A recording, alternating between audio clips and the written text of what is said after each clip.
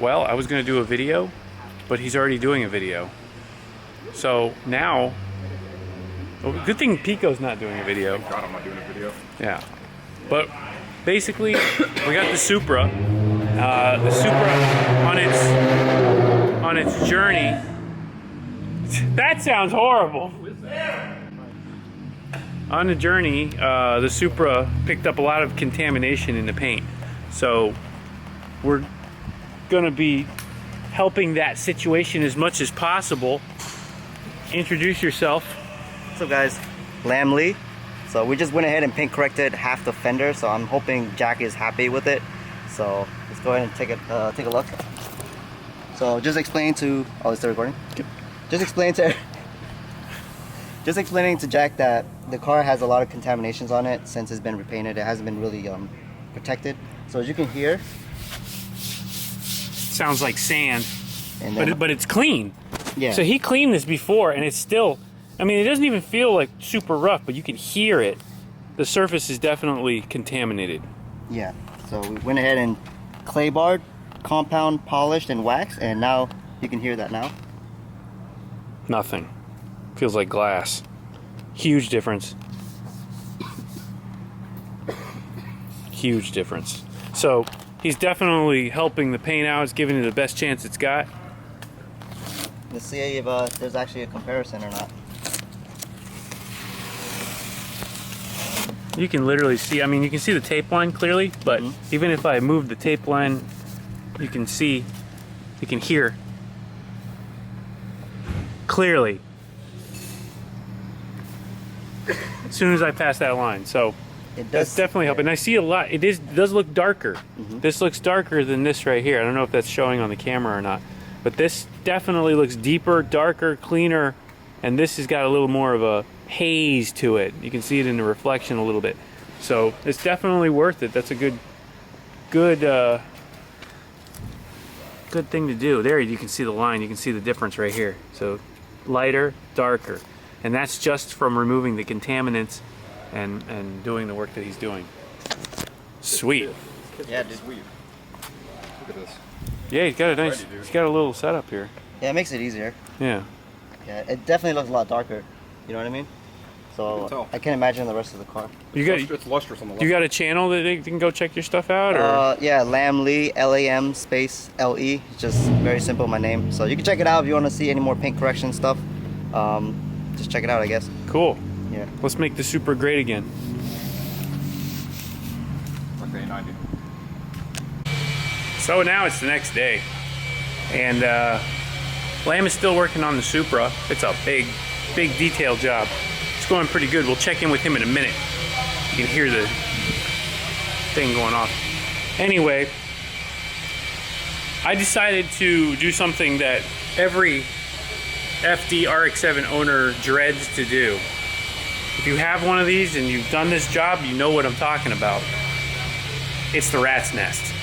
So I went ahead and I ordered a block off plate so that I can block off the air valve that's under there because I'm not using it anymore. I don't have a cat.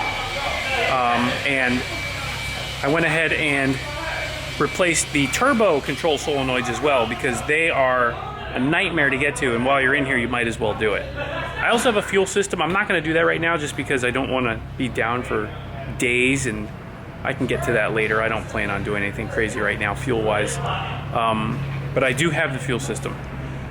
I am doing the rat's nest. I'm going to go ahead and replace all the hoses except for the emissions ones. I'm going to just remove them all together because we're not using the EGR or the ACV or any of that stuff. But I am going to be replacing all of the hoses for the other solenoids that I'm replacing. So check it out. It's already deep, and I've already got some of these hoses out and replaced. So we got the main solenoids for the turbo control here and two under here, which you can't see they're under this bracket.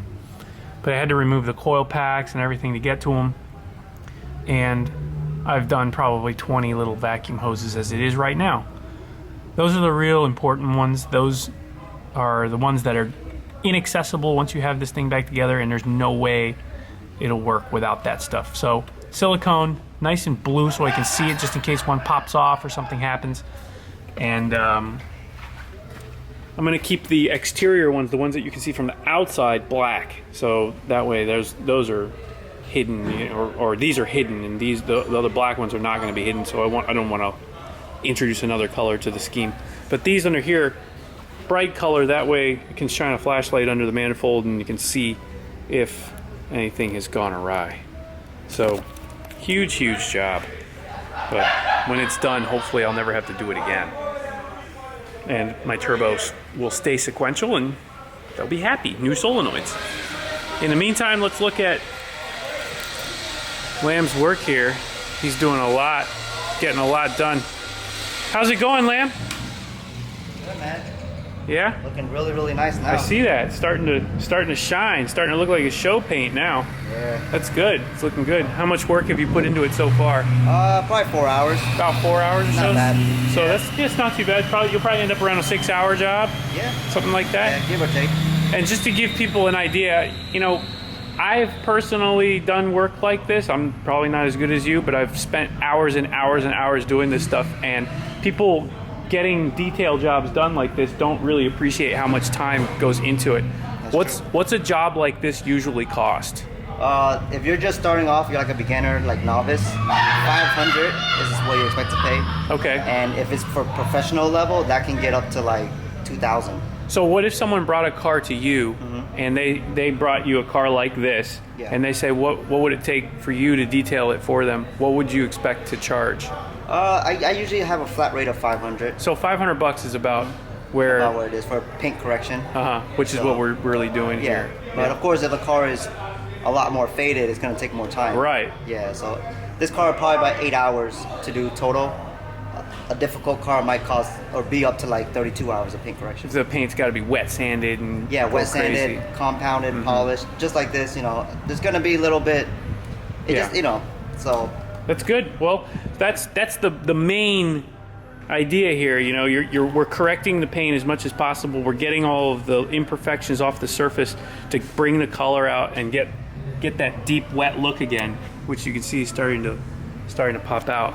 So we'll check in with you when it's all done, but I know you're really putting some sweat into it now. Yeah, I got to focus right now. Man. Okay. All right, thanks. Yep. So there you go. You see, it's a pretty big job, and you know, really happy that he got to work on it and show you what it takes to actually get these cars. We do these to these cars as appropriate whenever we need to get them to look nice. Sometimes they come with good paint already, but sometimes they need a little bit of help. So in this case, long boat ride, lots of salt, lots of spray, and it's looking good though. So the next owner is going to really enjoy that car, and we'll do a walk around with that car when the time comes. But for now, I'm going to get back on these vacuum jobs. Say a prayer for me or something, because if this works after I'm done, I'm going to be a happy camper.